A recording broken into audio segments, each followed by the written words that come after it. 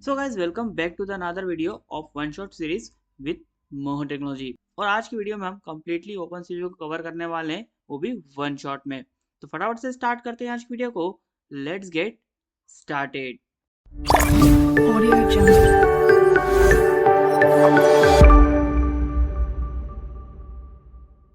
तो सबसे पहले अगर हम बात करें कि भाई ओपन सीवी क्या है, तो ओपन सीवी कंप्यूटर विजन की सबसे पॉपुलर लाइब्रेरी है।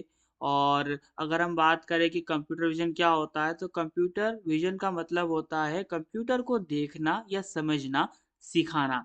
जैसे कि एक इंसान देखता है, जैसे फेस पहचानना, नंबर प्लेट रीड करना, हैंड गेस्चर डिटेक्ट करना, सीसीटीवी कैमरा में मूवमेंट डिटेक्ट करना, ये सब कंप्यूटर विजन के एग्जाम्पल्स है। अगर इसके कुछ रियल लाइफ एग्जांपल की मैं बात करूं, तो फेस रिकॉग्निशन से हमारा जो मोबाइल अनलॉक हो जाता है, as well as CCTV cameras हैं। उसी के साथ साथ आजकल सेल्फ ड्राइविंग कार्स आ चुकी हैं, एज वेल एज जो इंस्टाग्राम फिल्टर्स हैं, उनमें भी कंप्यूटर विजन का यूज होता है। अब यहाँ पर अगर हम बात करें कि भाई ओपन सीवी क्या है, तो ओपन सीवी का फुल फॉर्म है ओपन सोर्स कंप्यूटर विजन। ये एक ओपन सोर्स लाइब्रेरी है जो इमेज और वीडियोस के साथ काम करने में हेल्प करती है। अगर मैं इसके फीचर्स की बात करूँ, तो पाइथन, सी प्लस प्लस, उसी के साथ साथ यहाँ पर ये जावा को भी सपोर्ट करती है। और इमेज और वीडियो प्रोसेसिंग के लिए बेस्ट है, as well as face and object detection के लिए भी इसका यूज होता है। और रियल टाइम कैमरे का एक्सेस भी आपको यहाँ पर देखने को मिल जाता है। सो गाइस, अब यहाँ पर हमने जो अपना ओपन सीवी है, उसका जो बेसिक इंट्रोडक्शन है वो जान लिया है कि भाई कैसे क्या ओपन सीवी काम करता है। अब बात करते हैं कि भाई कैसे हम इसका यूज कर सकते हैं। अब आज की वीडियो में हम ओपन सीवी का यूज करने वाले हैं इन पाइथन। अगर आप चाहो तो जावा या सी प्लस प्लस में भी इसका यूज कर सकते हो, it's totally depend upon you. तो यहाँ पर मैंने अपने डेस्कटॉप पर एक ओपन सीवी नाम का जो फोल्डर है क्रिएट कर रखा है। इसे मैं क्या करूंगा, वीएस कोड के साथ ओपन कर लूंगा। तो मैंने यहाँ पर इसे ड्रैग एंड ड्रॉप कर दिया, किसके ऊपर, वीएस कोड के ऊपर। तो मैंने वीएस कोड के ऊपर इसे ड्रैग एंड ड्रॉप कर दिया है, तो ये वीएस कोड के साथ ओपन हो जाएगा। और अब ये वीएस कोड क्या है क्या नहीं है, ये सारी चीज़ मैं एक्सप्लेन नहीं कर रहा हूँ। यहाँ पर हम अपने मेन अपनी ओपन सीवी पर फोकस करेंगे। अब यहाँ पर ना ओपन सीवी सीखने से पहले बेसिक आपको पाइथन का आना चाहिए। एटलीस्ट यहाँ पर फंक्शन को कैसे कॉल करते हैं, एटलीस्ट इतना आना चाहिए। फंक्शन अगर ज़्यादा बनाते नहीं भी आते हैं तो इसमें कोई बड़ी बात नहीं है, आप यहाँ पर इस लेक्चर को ऑनगोइंग कर सकते हो। अब यहाँ पर ना इस फोल्डर के अंदर मैंने image.png नाम से जो एक इमेज है उसे यहाँ पर रखा है। और आज की वीडियो में हम इसी इमेज पर जितने भी ऑपरेशन हैं उन्हें परफॉर्म करने वाले हैं। अब यहाँ पर मैंने इस फोल्डर के अंदर एक image.png नाम की एक इमेज यहाँ पर रखी है, जिसका कि हम यूज़ करने वाले हैं आज के इस वन शॉट में। क्योंकि भाई यहाँ पर ओपन सीवी की हेल्प से मैं आपको image as well as cameras और वीडियो के साथ कुछ एक्टिविटीज परफॉर्म करके दिखाने वाला हूँ। तो इसलिए मैंने यहाँ पर एग्जांपल के लिए एक इमेज यहाँ पर रखी है। और ये हमारा थंबनेल ही है, जिसकी वीडियो मैं पहले ही अपलोड कर चुका हूँ। तो अगर आपने वीडियो नहीं देखी तो उसे भी आप चेकआउट कर सकते हो। अब यहाँ पर ना हम क्या करने वाले हैं, यहाँ पर हम एक सबसे पहले तो अपनी जो पाइथन फाइलें बनाने वाले हैं, उससे पहले यहाँ पर मैं जो अपनी कुछ लाइब्रेरीज हैं उन्हें इंस्टॉल करने वाला हूँ। तो यहाँ पर मैं कंट्रोल जे प्रेस करूंगा तो मेरा जो टर्मिनल है ओपन हो जाएगा। और यहाँ पर मैं अपनी जो ओपन सीवी है उसे यहाँ पर अपने सिस्टम में इंस्टॉल करने के लिए जो कमांड है फायर कर दूंगा। तो यहाँ पर मैं टाइप करूंगा लेटेस्ट पिप इंस्टॉल। थोड़ा सा जूम कर लेता हूँ ताकि आपको यहाँ पर क्लियर देखने को मिल जाए मैं टाइप क्या कर रहा हूँ। लेटेस्ट से पिप इंस्टॉल ओपन सीवी, और यहाँ पर हाइफन असाइन कर दूंगा लेटेस्ट से पाइथन। तो यहाँ पर ओपन सीवी पाइथन वाली जो है वो यहाँ पर हमारे सिस्टम में इंस्टॉल हो जाएगी।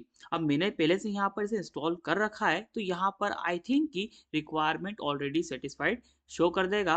अगर आपके सिस्टम में इंस्टॉल नहीं होगी तो यहाँ पर जो इंस्टॉलेशन है स्टार्ट हो जाएगा। देख सकते हो यहाँ पर रिक्वायरमेंट ऑलरेडी सेटिस्फाइड इसने शो कर दिया है। अब यहाँ पर ना हम ओपन सीवी के साथ साथ यहाँ पर हम एक और जो लाइब्रेरी है उसे इंस्टॉल करेंगे, जो कि है numpy। अब भाई यहाँ पर आप में से कई स्टूडेंट बोल सकते हैं कि भाई नमपाई का हम यूज़ क्यों कर रहे हैं, क्योंकि यहाँ पर तो हम कंप्यूटर विजन के साथ काम करने वाले हैं और नमपाई तो हमारे डेटा के साथ काम करती है। तो देखो यहाँ पर मैंने इंस्टॉल किया है ओपन सीवी को, लेकिन यहाँ पर इसने नमपाई शो किया है, क्योंकि भाई यहाँ पर ना कुछ ऑपरेशन ऐसे होते हैं ओपन सीवी के साथ जो कि नमपाई के बिना हम परफॉर्म नहीं कर सकते। तो नमपाई को भी आपको इंस्टॉल करना पड़ेगा। तो नमपाई को भी इस टाइप से इंस्टॉल कर लेना। लेट अस से पिप इंस्टॉल numpy करने के बाद में। अब यहाँ पर दोनों मेरे सिस्टम में इंस्टॉल्ड है, तो मेरा जो सिस्टम है कंपैटिबल है इस पूरे वन शॉट के लिए। तो मैं यहाँ पर फटाफट से अपनी फाइल बनाकर यहाँ पर अपना जो कोड है उसे लिखकर जो मेरे टास्क है उन्हें परफॉर्म कराना स्टार्ट कर दूंगा। तो यहाँ पर मैं सबसे पहले तो क्या करूँगा, यहाँ पर मैं एक फ़ाइल बना लूँगा लेट अस से app.py के नाम से। अब किसी भी नाम से आप फ़ाइल बना सकते हो, it's totally depend upon you. अब यहाँ पर हमारी जो फ़ाइल है बन चुकी है, तो यहाँ पर मैं अपना जो कोड है उसे लिखना कंटिन्यू करूँगा। तो यहाँ पर हम यूज़ करने वाले ओपनसीवी का, तो सबसे पहले तो मैं इसे ही इम्पोर्ट करूँगा। तो यहाँ पर मैं असाइन करूँगा लेट अस इम्पोर्ट ओपनसीवी नहीं CV2। अब भाई ये मत कमेंट कर देना कि भाई यहाँ पर तो हमें ओपनसीवी को इम्पोर्ट करना था, ये CV2 क्या है? तो भाई देखो ओपनसीवी को हम यहाँ पर CV2 के नाम से इम्पोर्ट करते हैं, और बहुत सारी ऐसी लाइब्रेरीज़ हैं जिनको कि इंस्टॉल करते टाइम हम कुछ और नाम असाइन करते हैं, बोलते भी कुछ और हैं, लेकिन जब इम्पोर्ट करते हैं तो किसी और नाम से इम्पोर्ट करते हैं। तो इसमें आपको टेंशन नहीं लेना है। अब यहाँ पर अगर आप चाहो तो यहाँ पर आप इसका जो वर्जन चेक कर सकते हो। तो यहाँ पर इसके लिए मैं प्रिंट कर दूंगा लेट अस से इस टाइप से CV2 dot underscore underscore version कुछ इस टाइप से, और यहाँ पर मैं अपना जो कोड इसे रन कर दूंगा लेट अस से पाइथन app.py। अब वैसे तो आप चाहो तो जनरली यहाँ पर रन बटन पर क्लिक करके या फिर आपका जो कोड रनर है उसका यूज़ करके आप ये कोड को रन कर सकते हो, बट मुझे यहाँ पर ना इस टाइप से टर्मिनल से एक्सेस करना बहुत पसंद है, बिकॉज ऑफ ये थोड़ी कोडर वाली फीलिंग देता है। अब यहाँ पर देख सकते हो, यहाँ पर इसने हमारा जो वर्जन है वो शो कर दिया है लेट से 4.12.0। अब मेरे टाइम पर ये लेटेस्ट वर्जन था तो इंस्टॉल हो चुका है, आपके टाइम पे हो सकता है कि ये वर्जन चेंज हो जाए क्योंकि अपडेट्स आते रहते हैं। तो यहाँ पर हमारा काम हो चुका है। अब हमने यहाँ पर चेक कर लिया कि भाई यहाँ पर हमारा जो ओपनसीवी है सक्सेसफुली हमारे सिस्टम में इंस्टॉल हो चुका है। अब यहाँ पर ना हम बात करते हैं कि भाई कैसे क्या हम यहाँ पर सारे ऑपरेशन परफॉर्म कर सकते हैं। तो फर्स्ट ऑफ ऑल तो यहाँ पर हम जो अपनी इमेज हमने यहाँ पर रखी है उसे हम यहाँ पर रीड करने की कोशिश करते हैं, एज वेल एज यहाँ पर हमारे डिस्प्ले पर शो करने की कोशिश करते हैं। तो यहाँ पर सबसे पहले तो हमने जो CV2 है उसे इंस्टॉल तो कर ही लिया है। तो यहाँ पर सबसे पहले तो मैं एक img नाम का जो वेरिएबल है बनाऊंगा। अब मेरे सिस्टम में मैंने गिटहब कोपायलट का सेटअप किया हुआ है, दैट्स वाई यहाँ पर मुझे जो ये इस टाइप से एमिट्स है वो शो कर रहा है। आपके केस में हो सकता है आपको शो ना करे, तो अगर आप चाहो तो इस टाइप के एमिट्स के लिए आप जो गिटहब कोपायलट है उसका सेटअप कर सकते हो। अब यहाँ पर हम इसी टाइप से CV2.imread का यूज़ करके किसी भी इमेज या फिर किसी भी वीडियो को हम यहाँ पर रीड कर सकते हैं। तो यहाँ पर मैं imread में जो हमारी इमेज है उसका नाम डाल दूंगा let us image dot late us से PNG है शायद, हाँ PNG है, तो मैं यहाँ पर PNG एंटर कर दूंगा। अब यहाँ पर अगर मैं अपने कोड को रन करूंगा लेट अस से पाइथन app.py, तो यहाँ पर हमें अभी कुछ भी देखने को नहीं मिलेगा। क्यों नहीं देखने को मिलेगा? बिकॉज ऑफ हमारी इमेज पर जो रीड ऑपरेशन है वो तो परफॉर्म हो चुका है, लेकिन इस पर आगे क्या करना है, मतलब कि भाई इमेज को गेट करने के बाद इस पर क्या करना है हमने डिफाइन नहीं किया है, दैट्स वाई यहाँ पर हमें कुछ भी देखने को नहीं मिला है। अब यहाँ पर अगर मैं प्रिंट करके दिखाऊँ आपको IMG को, तो यहाँ पर आपको क्लियर देखने को मिल जाएगा कि भाई हमारी जो इमेज है वो यहाँ पर आ रही है। देख सकते हो मैंने यहाँ पर अपनी जो इमेज है उसे रीड करने के बाद प्रिंट करके दिखाया है। तो इस टाइप से कुछ हमारे टर्मिनल में मैट्रिक्स देखने को मिली हमें।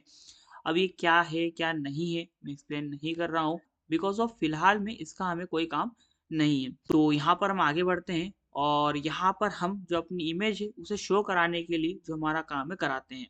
तो यहाँ पर मैं क्या करूँगा, हमारी जो इमेज है शो कराने के लिए CV2.imShow का यूज़ करूँगा, और यहाँ पर जैसे मैं अपने कोड को रन करूँगा तो यहाँ पर 1 मिलीसेकंड के लिए यहाँ पर हमारी जो इमेज है वो आएगी और बंद हो जाएगी। देखना मैंने कोड रन किया है, देख सकते हो यहाँ पर हमारी जो विंडो है ओपन हुई और बंद हो गई। तो भाई यहाँ पर ना हमारी जो इमेज है उसे शो कराने का हमने कोड लिख दिया है। अब यहाँ पर हमें अपनी जो विंडो है उसे होल्ड कराने का जो कोड है वो लिखना है। तो यहाँ पर हम CV2.wait की और इसके अंदर हम 0 असाइन कर देंगे।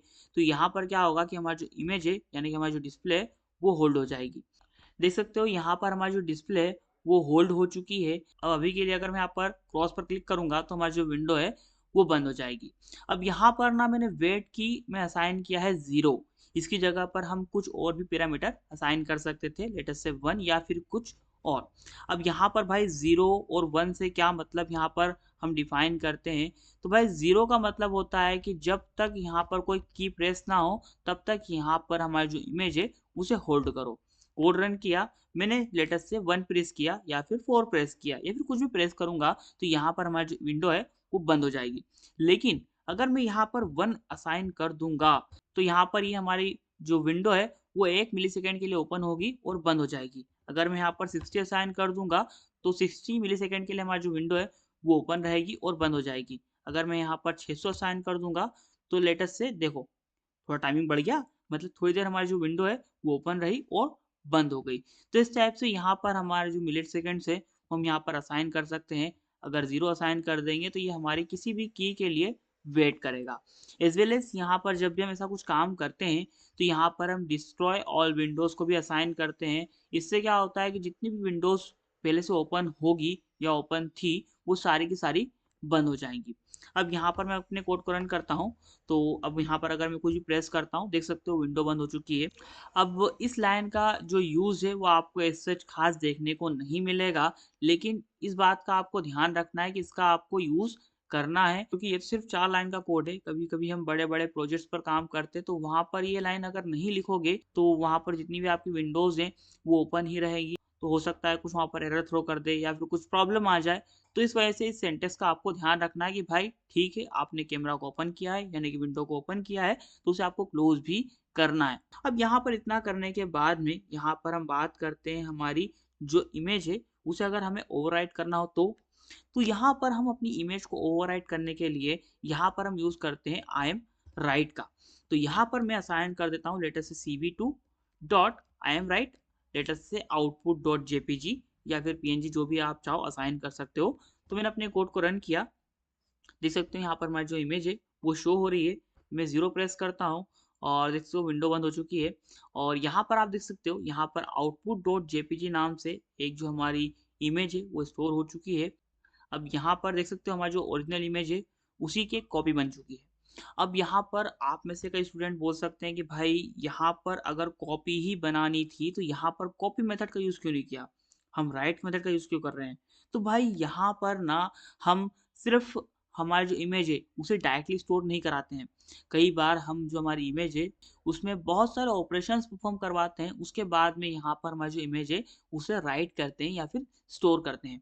यहाँ पर जो आई एम राइट दिख रहा है आपको, इसका मतलब ये नहीं कि हम यहाँ पर हमारी इमेज की कॉपी बना रहे हैं। इसका मतलब ये है जो भी हमारी फ्रेम में इमेज है उसे स्टोर कर दो। अब इमेज हर बार सेम रहेगी ये ज़रूरी नहीं है। हम किस टाइप से हमारी जो इमेज है उसे कस्टमाइज़ कर सकते हैं वो भी मैं आपको आज ही इसी वीडियो में बताने वाला हूँ। अब यहाँ पर मैं क्या करूँगा, यहाँ पर मैं अपनी जो 4 लाइन है उन्हें कमेंट आउट कर दूँगा। एक काम करता हूँ जो डिस्ट्रॉय ऑल विंडोज़ है इसे एट लास्ट यहाँ पर इस टाइप से रख देता हूँ और यहाँ पर ये 3 लाइन्स जो मैंने डिफाइन की थी इन्हें कमेंट आउट कर देता हूँ। अब इतना करने के बाद में यहाँ पर मैं आपको जो अपनी इमेजेस हैं उनकी किस टाइप से आप प्रॉपर्टीज़ को यहाँ पर प्रिंट करवा सकते हो वो सिखाता हूँ। तो यहाँ पर मैं लेटेस्ट से प्रिंट करूँगा, लेटेस्ट से कुछ इस टाइप से img.shape।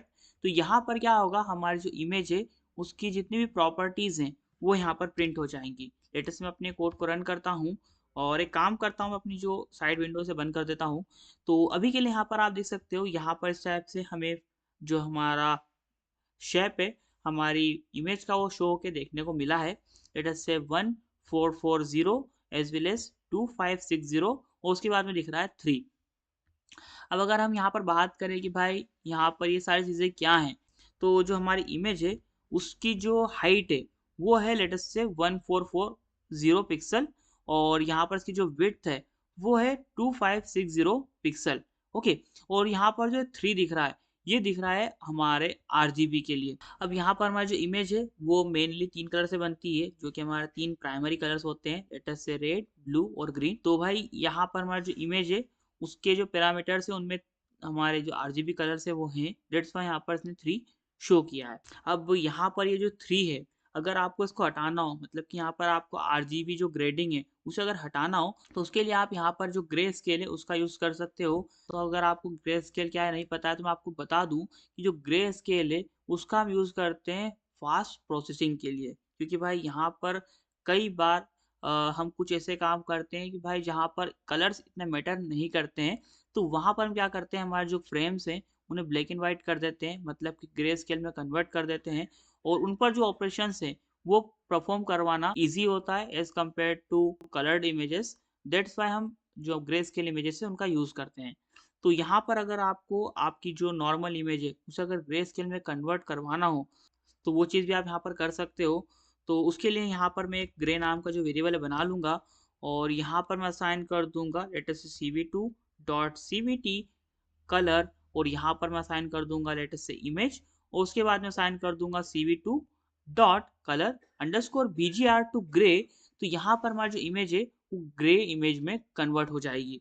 अगर आप चाहें तो मैं यहाँ पर आपको हमारी जो इमेज है उसे शो करवा के भी दिखा सकता हूँ कुछ इस टाइप से।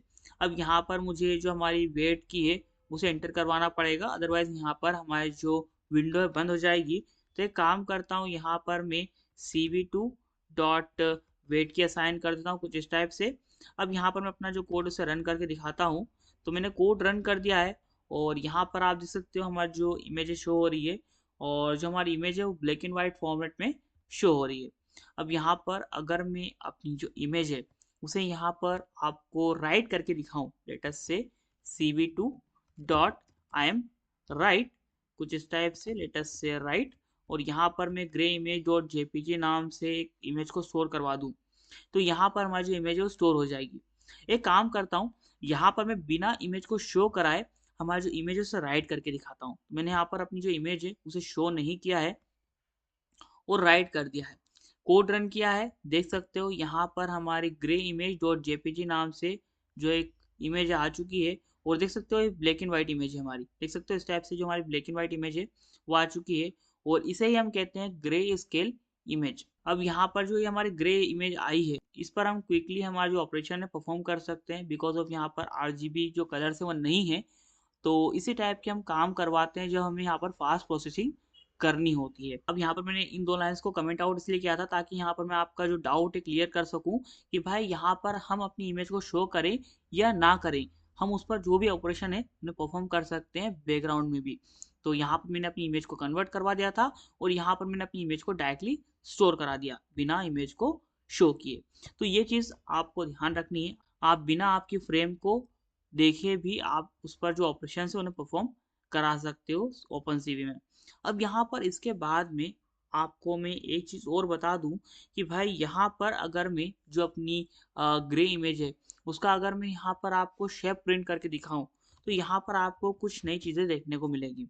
लेटेस्ट से मैं यहाँ पर प्रिंट करता हूँ, लेटेस्ट से ग्रे डॉट लेटेस्ट से शेप।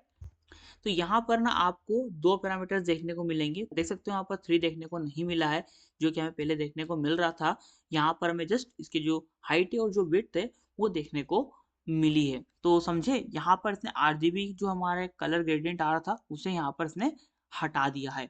अब यहाँ पर एक चीज़ और, यहाँ पर ना आपको एक फंडामेंटल चीज़ मैं आपको बता दूं कि भाई यहाँ पर अगर आप ब्लैक एंड व्हाइट किसी एक इमेज को डाउनलोड करने के बाद में अगर उसका शेप प्रिंट करोगे तो आपको यहाँ पर 3 देखने को मिलेगा, मतलब कि यहाँ पर आपको आरजीबी जो कलर है उसका जो ग्रेडियंट देखने को मिलेगा। इतना ही नहीं, यहाँ पर अगर आप आपकी जो ग्रे इमेज हमने अभी बनाई है उसका अगर शेप प्रिंट करोगे तब भी यहाँ पर आपको जो यहाँ पर हमारा आरजीबी ग्रेडियंट देखने को मिलेगा। यकीन नहीं आता, करके दिखाता हूँ। लेटेस्ट से भाई मैं यहाँ पर एक ग्रे img नाम से जो वेरिएबल बना लेता हूँ और इसमें मैं यहाँ पर हमारी जो ग्रे स्केल वाली इमेज है उसे रीड करूंगा, latest cv2 dot I M read और यहाँ पर मैं जो हमारी ग्रे इमेज है लेटेस्ट से grey underscore image dot JPG है इसे यहाँ पर रीड करूंगा कुछ इस टाइप से और यहाँ पर मैं प्रिंट कर दूंगा लेटेस्ट से ग्रे इमेज डॉट लेटेस्ट से शेप। अब यहाँ पर आपको गेस करना है कि हमें यहाँ पर कितने पैरामीटर्स देखने को मिलेंगे, 2 या 3। यहाँ पर हमारा आरजीबी ग्रेडियंट आएगा या नहीं आएगा। तो मैंने यहाँ पर अपने कोड को रन किया और देख सकते हो यहाँ पर हमें 3 देखने को मिला है, जबकि मैंने ये वाली जो इमेज है उसे यहाँ पर रीड किया है। तो भाई यहाँ पर मैं एक चीज़ आपको बता दूँ, कोई भी कलर हो वो 3 कलर से मिलकर बनता है, ये हमारा फंडामेंटल क्लियर है। और भाई जब भी हम यहाँ पर डॉट आई एम रीड का यूज़ करते हैं तो बाय डिफ़ॉल्ट यहाँ पर ये आरजीबी कंटेंट ग्रेडियंट के फॉर्म में ही हमारी जो इमेज है उसे रीड करता है। तो इसलिए जब भी आप IMRead का यूज़ करोगे, यहाँ पर आपको जो RGB ग्रेडियंट है वो देखने को मिलेगा, चाहे आपकी इमेज ग्रे स्केल ही क्यों ना हो। तो यहाँ पर अगर आपको ग्रे स्केल इमेज पर कुछ ऑपरेशन परफॉर्म करवाना है, तो उसे आपको यहाँ पर on the spot grey scale में कन्वर्ट करवाना पड़ेगा। मतलब कि आपकी जो इमेज है, उसे ग्रे स्केल में कन्वर्ट करवाना पड़ेगा। उस पर जितने भी ऑपरेशन है उन्हें परफॉर्म करना पड़ेंगे, लेकिन जैसे स्टोर करोगे वैसे ही वो इमेज नॉर्मल इमेज में कन्वर्ट हो जाएगी। मतलब कि दिखेगी तो हमारी ग्रे स्केल में ही, लेकिन यहाँ पर जब भी आप उसे रीड करोगे डबल से, यहाँ पर आपको जो RGB ग्रेडियंट देखने को मिलेगा। अब यहाँ पर हमने जो BGR टू ग्रे मेथड का यूज़ किया है, इसकी जगह पर हम ग्रे टू BGR मेथड का भी यूज़ कर सकते हैं, जो कि हमारी ग्रे इमेज को वापस से हमारी नॉर्मल इमेज में कन्वर्ट कर देगी। लेकिन यहाँ पर एक आपको ट्विस्ट देखने को मिलेगा। तो वो कब देखने को मिलेगा, जब हम यहाँ पर अपना काम करेंगे। तो यहाँ पर लेटेस्ट से मैं एक नॉर्मल नाम से जो वेरिएबल है बना लूँगा, और यहाँ पर मैं CV2 डॉट असाइन कर दूंगा लेटेस्ट से CVT कलर, और यहाँ पर मैं ग्रे टू BGR का यूज़ करूँगा, और यहाँ पर मैं राइट कर दूंगा हमारा जो नॉर्मल इमेज है उसे कुछ इस टाइप से, लेटेस्ट से normal underscore image dot JPG के फॉर्म में कोड को रन करूंगा। यहाँ पर अभी के केस में हमें कुछ एरर देखने को मिला है, तो देखते हैं हमें यहाँ पर एरर देखने को क्यों मिला है। शायद मैंने यहाँ पर कुछ मिस्टेक की है। अभी एरर इसलिए देखने को मिला है क्योंकि भाई यहाँ पर ये हमारा जो ग्रे इमेज हम ले रहे हैं, ये ग्रे इमेज अभी के लिए है ही नहीं। भले ही हमारी जो इमेज है वो ग्रे स्केल इमेज है, लेकिन IMRead इसे हमारी जो नॉर्मल इमेज है उसमें कन्वर्ट कर ही देता है। तो हम इस पर ये ऑपरेशन डायरेक्टली परफॉर्म नहीं कर सकते, दैट्स वाई यहाँ पर हमें जो एरर देखने को मिला है। यहाँ पर मैंने अपना जो ग्रे वाला जो वेरिएबल है उसे एक्टिवेट करा दिया है, मतलब कि अनकमेंट कर दिया है। अब यहाँ पर मैं ग्रे असाइन कर दूंगा। अब कोड रन करूंगा, कोई भी एरर देखने को नहीं मिलेगा। देख सकते हो एरर देखने को नहीं मिला है, और यहाँ पर नॉर्मल इमेज डॉट JPG नाम से हमारी जो इमेज है वो स्टोर हो चुकी है। अब ये आपको कमेंट करके बताना है कि हमारी जो नॉर्मल इमेज डॉट JPG यहाँ पर आई है, क्या ये हमारी नॉर्मल इमेज है या फिर ये हमारी ब्लैक एंड वाइट इमेज ही है। तो ये चीज़ आई होप कि आपने कमेंट कर दी होगी। तो यहाँ पर अगर मैं इसे ओपन करके दिखाऊं, तो यहाँ पर आप देख सकते हो, यहाँ पर हमारी जो ब्लैक एंड वाइट इमेज है वही आई है। अब भाई यहाँ पर आप में से कई स्टूडेंट का एक क्वेश्चन आ सकता है कि भाई जब यहाँ पर हमने अपनी जो नॉर्मल इमेज है उसे स्टोर कराया, तो ये तो हमारी ग्रे स्केल इमेज ही है। तो भाई यहाँ पर इन दोनों में डिफरेंस क्या है? क्योंकि देखो, यहाँ पर हमने जो हमारी इमेज है जो कि ग्रे स्केल इमेज है उसे स्टोर कराया ब्लैक एंड वाइट है।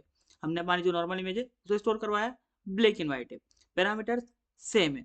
जस्ट यहाँ पर डिफरेंस क्या है, इसकी प्रॉपर्टीज में, मतलब कि जब शेप प्रिंट करेंगे यहाँ पर हमें 3 देखने को मिलेगा, बस इसके अलावा कोई डिफरेंस नहीं है। तो भाई जो यहाँ पर डिफरेंस है ही नहीं, तो यहाँ पर हमें जो ग्रे टू BGR वाला फंक्शन है वो देखने को क्यों मिलता है? तो फर्स्ट ऑफ ऑल तो यहाँ पर एक बात समझ लो कि यहाँ पर ग्रे स्केल इमेज को नॉर्मल इमेज में कन्वर्ट नहीं किया जा सकता, डायरेक्टली तो बिल्कुल भी नहीं किया जा सकता। अब भाई जब कन्वर्ट ही नहीं किया जा सकता, तो यहाँ पर ये कंस्टेंट है क्यों? मतलब कि यहाँ पर जब कन्वर्ट कर ही नहीं सकते, तो यहाँ पर ग्रे टू BGR दे क्यों रखा है? तो भाई यहाँ पर जब भी हमें अपनी इमेज को बिना स्टोर किए उसे नॉर्मल इमेज में कन्वर्ट कराने के बाद में उस पर जो भी ऑपरेशन उन्हें परफॉर्म कराना होता है, तो ऐसे केस में हम यहाँ पर इसका यूज़ करते हैं। क्योंकि भाई कई बार हम अपनी इमेज को ग्रे स्केल में कन्वर्ट करवा देते हैं, और उस पर हम जो भी ऑपरेशन है उसे परफॉर्म करवाने के बाद में हम अपनी ग्रे स्केल इमेज को बिना स्टोर किए हम अपनी जो नॉर्मल इमेज है उसके साथ कंपैरिजन करने की कोशिश करते हैं। तो ऐसे केस में यहाँ पर हमें जो हमारी इमेज है उसे नॉर्मल इमेज में कन्वर्ट कराना पड़ता है। अब यहाँ पर एक चीज़ और, यहाँ पर जैसे मैंने इसे अनकमेंट किया, देख सकते हो यहाँ पर ऊपर रेड लाइन आ गई थी कुछ देर पहले, देख सकते हो यहाँ पर एक रेड लाइन आ चुकी है कि भाई ये चीज़ आप नहीं कर सकते इस टाइप से। अब यहाँ पर ना भाई मैंने गिटहब स्टूडेंट पैक को एक्टिवेट कर रखा है, और गिटहब का जो कोपायलट है उसका मैंने सेटअप किया हुआ है। दैट्स वाई यहाँ पर इतने इन्हेंस्ड वे में जो मुझे एमिट से मिल रहे हैं। अब अगर आपके पास ये पैक नहीं है और आप भी इसे एक्टिवेट करना चाहते हो, तो नीचे कमेंट कर देना, मैं एक अलग से वीडियो बना दूंगा जिसमें कि हम जो हमारा गिटहब कोपायलट है उसका स्टूडेंट पैक एक्टिवेट करना एज वेल एज उसे अपने VS कोड में सेटअप करना सीख सकते हैं। सो गाइज अब यहाँ पर हम अपनी OpenCV को लर्न करना कंटिन्यू करते हैं। अब इतना करने के बाद में हम यहाँ पर हम जो हमारी इमेज है उसे यहाँ पर रिसाइज करने की कोशिश करते हैं। तो यहाँ पर मैं क्या करूँगा, यहाँ पर मैं एक रिसाइज्ड नाम से जो एक वेरिएबल है बना लूँगा, और यहाँ पर मैं क्या करूँगा, यहाँ पर मैं असाइन कर दूंगा लेटेस्ट CV2 डॉट रिसाइज, और इसके अंदर मैं इस टाइप से अपने पैरामीटर्स असाइन कर दूंगा और इसे राइट भी कर दूंगा कुछ इस टाइप से। तो यहाँ पर क्या होगा, रिसाइज्ड अंडरस्कोर इमेज के नाम से यहाँ पर हमारी जो रिसाइज्ड इमेज है वो स्टोर हो जाएगी। अब मैं यहाँ पर अपने कोड को रन करता हूँ और यहाँ पर मैंने जो रिसाइज में जो पिक्सल असाइन किए थे वो थे 200, 200। अब ये आपको कमेंट करके बताना है कि भाई यहाँ पर हमारी इमेज किस टाइप से रिसाइज होने वाली है। क्या यहाँ पर हमारा स्क्वायर बनेगा? क्योंकि भाई यहाँ पर मैंने स्क्वायर का जो पैरामीटर असाइन किया है, तो आपको कमेंट करना है कि भाई हमारी इमेज किस टाइप से रिसाइज होने वाली है। तो यहाँ पर अगर मैं रिसाइज्ड इमेज डॉट जेपीजी ओपन करूँ तो देख सकते हो इस टाइप से हमारी जो इमेज है रिसाइज हो चुकी है। और इसने क्या किया है, हमारी जो इमेज है उससे हॉरिजॉन्टली कंप्रेस कर दिया है, मतलब कि चिपका दिया है। अब हमारी नॉर्मल लैंग्वेज में हम यही बोलते हैं, तो मैंने यही वर्ड का यूज़ किया है। अब यहाँ पर अगर मैं जो करेक्ट पैरामीटर से उन्हें असाइन कर दूँ, लेट्स यहाँ पर मैं 160 और यहाँ पर 90 असाइन कर दूँ और कोड रन करूँ, तो यहाँ पर देखना मैजिक, यहाँ पर हमारी जो इमेज है वो सही आ जाएगी। जस्ट यहाँ पर जो ये पिक्सेल्स हैं इस टाइप से बिखरे हुए आ जाएंगे। अब यहाँ पर अगर मैं अपने जो पिक्सेल्स हैं उन्हें और कम कर दूं, लेटेस्ट से 16 और 9, तो यहाँ पर आप देखना क्या मैजिक होता है। तो लेटेस्ट से मैं एक साइड अपनी जो इमेज है उसे पुट कर देता हूँ और थोड़ी जूम आउट कर देता हूँ और अपने कोड को रन कर देता हूँ। तो यहाँ पर मेरी जो इमेज है वो राइट हो चुकी है। और अगर मैं थोड़ा जूम इन करूँ, देख सकते हो किस टाइप से ये कार्टून बन चुका है मेरी इमेज का। और यहाँ पर इस टाइप से हमारी जो इमेज शो हो रही है। तो यहाँ पर इस टाइप से अगर आप चाहो तो ये चीज़ भी आप कर सकते हो आपके पैरामीटर्स को चेंज करने के बाद में। मतलब कि यहाँ पर आपकी जो इमेज है उसकी क्वालिटी को इन्हेंस करना या डिक्रीज करना, जो भी आप चाहो कर सकते हो। अगर मैं यहाँ पर सोचूं कि भाई मैं यहाँ पर अपनी जो क्वालिटी है इमेज की उसे इन्हेंस कर सकता हूँ with the help of these tricks, तो हाँ आप कर ज़रूर सकते हो। लेकिन यहाँ पर आप पैरामीटर्स का ध्यान रखना, क्योंकि अगर आप यहाँ पैरामीटर्स का ध्यान नहीं रखोगे तो यहाँ पर अगर आपने कुछ ज़्यादा ही साइज असाइन कर दिया तो यहाँ पर आपकी इमेज कुछ ज़्यादा इन्हेंस हो जाएगी। डेट्स वाई यहाँ पर जो आपका टाइम है वो बढ़ जाएगा। देख सकते हो हमारी जो इमेज है उसे लोड होने में भी थोड़ा टाइम लग रहा है। और यहाँ पर ना अगर मैं और भी यहाँ पर एक और ज़ीरो बढ़ा दूंगा तो यहाँ पर हमारी इमेज का साइज बहुत ज़्यादा हो जाएगा, जिसे कि प्रोसेस करने में यहाँ पर बहुत ज़्यादा जो टाइम है वो लगने वाला है। तो भाई इन्हीं कुछ मिस्टेक्स की वजह से हम ज़्यादा भी अपनी इमेज को इन्हेंस नहीं करते हैं, हम लिमिट में ही इन्हेंस करते हैं। और यही मैं आपको रिकमेंड करूँगा, हद से ज़्यादा आपकी इमेज को इन्हेंस मत करना, अदरवाइज आपका सिस्टम क्रैश भी हो सकता है, मतलब कि आपका जो वीएस कोड है वो काम करना बंद भी कर सकता है। तो इस टाइप से आप आपकी जो इमेज है उसे रिसाइज कर सकते हो, मतलब कि इनहेंस कर सकते हो। तो मेरे लिए यही पैरामीटर सही है, तो मैं सही असाइन कर दूंगा और अपनी इमेज को रिसाइज कर लूंगा। अब यहाँ पर इतना करने के बाद में अगर हम चाहें तो हम अपनी जो इमेज है उसे क्रॉप भी कर सकते हैं। अब भाई रिसाइज में क्या हुआ कि हमारी जो इमेज है वो कंप्रेस हो गई, मतलब कि आज चिपटा गई या फिर खिंचा गई। लेकिन अगर हमें क्रॉप करना है तो उसके लिए यहाँ पर हम क्रॉप का यूज़ कर सकते हैं। तो यहाँ पर मैं जो एक क्रॉप नाम का वेरिएबल है बना लूँगा और इसके अंदर मैं असाइन कर दूंगा अपनी इमेज का नाम जो कि img है। उसके बाद में मुझे असाइन करना पड़ेंगे पैरामीटर्स कि भाई किस पिक्सल से लेकर किस पिक्सल तक यहाँ पर मुझे जो अपनी इमेज है वो चाहिए। तो यहाँ पर मैंने असाइन कर दिया है 50:200 और 100:300। अब जो पहला पैरामीटर है वो है एक्स एक्सिस के लिए और दूसरा पैरामीटर है वो है वाई एक्सिस के लिए। अगर मैं यहाँ पर अभी के लिए आपको जो कोड उसे रन करके दिखाऊं, तो यहाँ पर क्रॉप्ड इमेज नाम से हमारी इमेज आ चुकी होगी। तो मैं इसे साइड में रख लेता हूँ। अब जो है पहला पैरामीटर आप देख रहे हो ये हमारी वाई एक्सिस पर स्टार्टिंग है कि भाई कहाँ से हमारी जो इमेज है उसे स्टार्ट करना है। अगर मैं यहाँ पर 200 असाइन कर दूँ और यहाँ पर मैं असाइन कर दूँ लेटर से 500, तो यहाँ पर हमारी जो इमेज है वो थोड़ी सी और लेफ्ट साइड सरक जाएगी। देख सकते हो यहाँ पर थोड़ी लेफ्ट साइड सरक चुकी है। अब यहाँ पर हुआ क्या है कि यहाँ पर 200 से स्टार्टिंग हुई है और 500 पे इसका एंड हो चुका है। अगर मैं यहाँ पर 300 असाइन कर देता तो हमारी इमेज की जो विड्थ है वो और कम हो जाती। देख सकते हो मैंने 100 असाइन किया है और उसकी जो विड्थ है और कम होने वाली है। जैसे हमारा जो कोड है वो एग्जीक्यूट हो जाएगा। देख सकते हो यहाँ पर हमारी जो इमेज है उसकी विड्थ और कम हो चुकी है। अच्छा अब यहाँ पर थोड़ा सा कंफ्यूजन हो गया, यहाँ पर मैंने आपको इसे एक्स एक्सिस बोल दिया था जबकि ये वाई एक्सिस के हमारे पैरामीटर्स हैं और ये हमारे एक्स एक्सिस के पैरामीटर्स हैं। अगर मैं यहाँ पर 200 असाइन कर दूँ और यहाँ पर मैं असाइन कर दूँ लेटर से 500, तो यहाँ पर हमारी जो इमेज है थोड़ी सी लेफ्ट साइड रख जाएगी। अगर मैं यहाँ पर इस टाइप से 500 असाइन कर दूँ तो स्क्वायर शेप की एक इमेज आ जाएगी। देख सकते हो स्क्वायर शेप की एक इमेज आ चुकी है। अब यहाँ पर जो ये पैरामीटर्स हम असाइन कर रहे हैं, ये एक तरह से पिक्सेल्स हैं। अगर यहाँ पर रिसाइज़ करके हम अपनी जो इमेज है, उसे यहाँ पर असाइन करेंगे, तो यहाँ पर डेफ़िनेटली जो हमारी इमेज है, वो थोड़ी अलग आएगी बिकॉज़ ऑफ़ यहाँ पर पिक्सेल्स हमारे कम रहेंगे और यहाँ पर हमारे पिक्सेल्स ज़्यादा हैं। अब यहाँ पर एक क्वेरी और आ सकती है कि भाई यहाँ पर अगर कुछ ज़्यादा ही पिक्सेल्स अगर हम असाइन कर देंगे तो क्या होगा? मतलब कि यहाँ पर अगर हमने नॉन एक्जिस्टिंग जो पिक्सेल्स असाइन कर दिए तो ऐसे केस में क्या हमारा क्रॉप होगा? तो देखो क्रॉप हुआ है और इसने एरर भी नहीं दिया है। मतलब कि यहाँ पर अगर हम कुछ भी असाइन कर देंगे, मतलब कि हमारी रेंज से ज़्यादा कुछ भी पिक्सल असाइन कर देंगे, तो ऐसे केस में यहाँ पर मैक्स पिक्सल जो भी होगी वो यहाँ पर ले लेगा। और यहाँ पर अगर हम -1 ले लेंगे या फिर माइनस की कुछ क्वांटिटी ले लेंगे, तो ऐसे केस में भी सेम काम होगा। यहाँ पर जो लास्ट वाला जो हमारा इंडेक्स है, वो ले लेगा। अगर यहाँ पर माइनस में कुछ ज़्यादा बड़ी क्वांटिटी लूँगा, तो वो पिक्सल छोड़ देगा। देख सकते हो यहाँ पर लास्ट से 5 इसने छोड़ दिया है और यहाँ पर इसने क्रॉप कर दिया है। सेम इंडेक्स जो कि हमारी लिस्ट में होता है, वो यहाँ पर इम्प्लीमेंट हो रहा है। तो इस टाइप से आप यहाँ पर जो आपके पैरामीटर्स हैं, उन्हें असाइन कर सकते हो और यहाँ पर आपकी जो क्रॉपिंग है, उसे कर सकते हो। अगर मैं यहाँ पर कुछ इस टाइप से अगर यहाँ पर भी मैं असाइन कर देता लेट से 100 माइनस में और अपने कोड को रन करता, तो इसी केस में एरर देता क्योंकि भाई ये चीज़ पॉसिबल यहाँ पर नहीं है।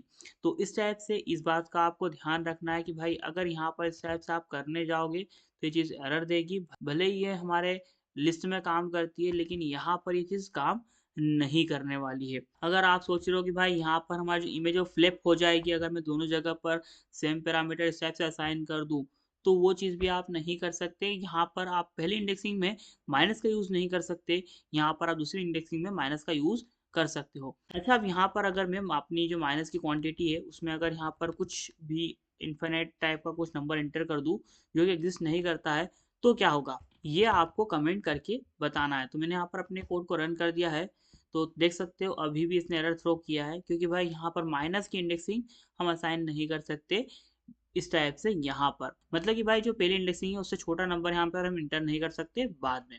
तो इस टाइप से हमारा सारा काम हो चुका है। अब यहाँ पर हमने अपनी इमेज को रिसाइज़ करना एज़ वेल एज़ यहाँ पर क्रॉप करना सीख लिया है।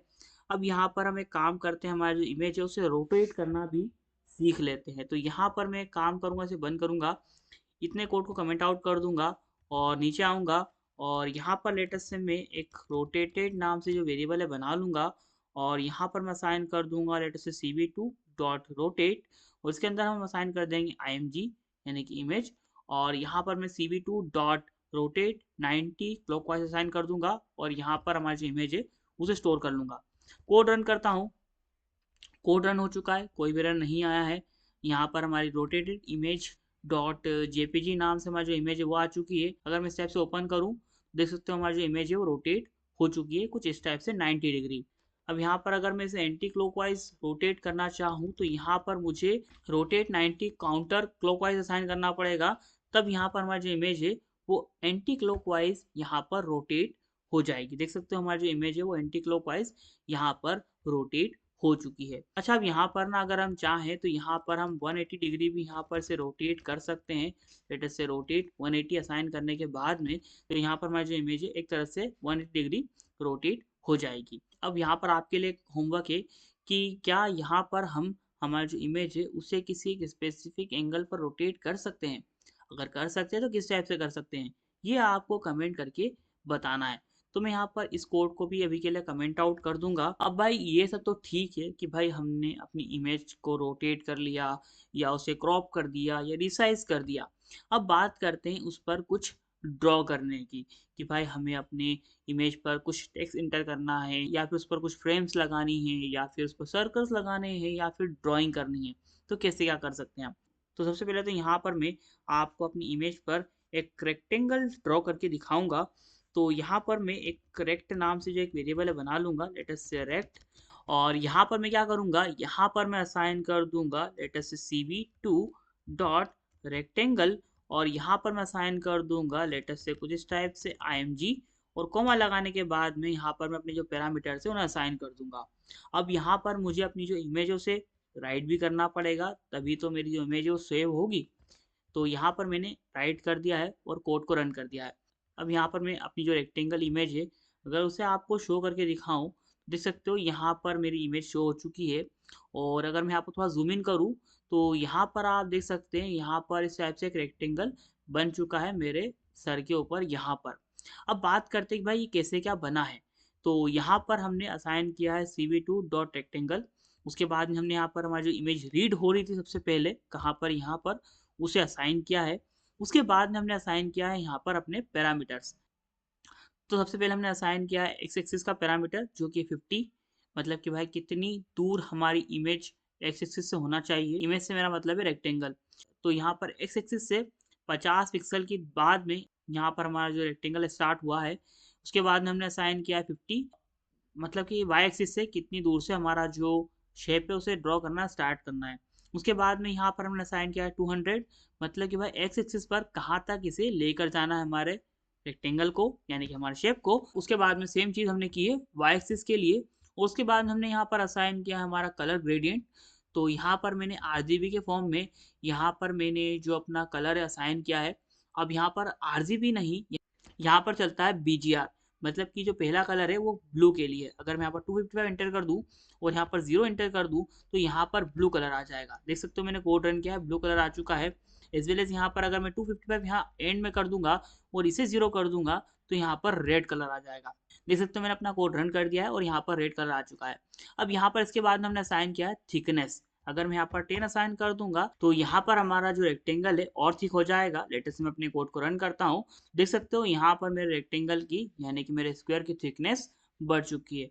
अब ये एक तरह का रेक्टेंगल ही है, लेकिन हमने यहाँ पर जो पैरामीटर्स असाइन किए हैं वो हमारे एक स्क्वायर के हैं। दैट्स वाई यहाँ पर एक स्क्वायर आ रहा है। मैंने यहाँ पर 300 असाइन कर दिया। देख सकते हो यहाँ पर इसकी जो हाइट है वो बढ़ चुकी है। अगर मैं यहाँ पर इसे भी असाइन कर दूँ, लेटेस्ट से मैं यहाँ पर असाइन करता हूँ 100, तो यहाँ पर मेरी जो लोकेशन है वो थोड़ी सी चेंज हो जाएगी। देख सकते हो यहाँ पर इस टाइप से थोड़ा सा नीचे सरक चुका है। और इस टाइप से आप जो लोकेशंस हैं और जो अपने पैरामीटर्स हैं उन्हें कस्टमाइज़ करके जो आपका शेप है एज वेल एज उसकी जो लोकेशन है उसे कंट्रोल कर सकते हो। और इतना ही नहीं, यहाँ पर आप आपके जितने भी शेप्स होते हैं, लेटेस्ट से सर्कल हो गया या फिर दूसरा कोई सा शेप हो गया, उसे यहाँ पर असाइन कर सकते हो। अब यहाँ पर ना मैं जो अपना थिकनेस है उसे आप माइनस में भी असाइन कर सकता हूँ। अगर मैं -10 कर दूंगा, तो यहाँ पर ना देखना मैजिक, यहाँ पर देख सकते हो मैंने जैसे माइनस किया, यहाँ पर मेरा शेप है वो फिल हो चुका है। अब यहाँ पर ना अगर मैं 100 कर दूंगा ना, तो देखना यहाँ पर क्या होगा। अब यहाँ पर मैंने क्वांटिटी थोड़ी बढ़ा दी है। अब यहाँ पर अगर कोड को रन करूंगा, तो यहाँ पर अभी कुछ भी इफेक्ट नहीं होगा। देख सकते हो कुछ नहीं हुआ है। इसका मतलब ये कि प्लस में आप जितनी भी क्वांटिटी चाहो कम ज़्यादा कर सकते हो, it's totally depend upon you. लेकिन माइनस में अगर आपने कुछ भी असाइन किया है, तो उसमें यहाँ पर आपकी क्वांटिटी का कोई भी असर नहीं होगा। तो मैं काम करता हूँ, प्लस में 20 असाइन कर देता हूँ, कोड रन कर देता हूँ। देख सकते हो इस टाइप से थिक वाला जो हमारा एक रेक्टेंगल है आ चुका है।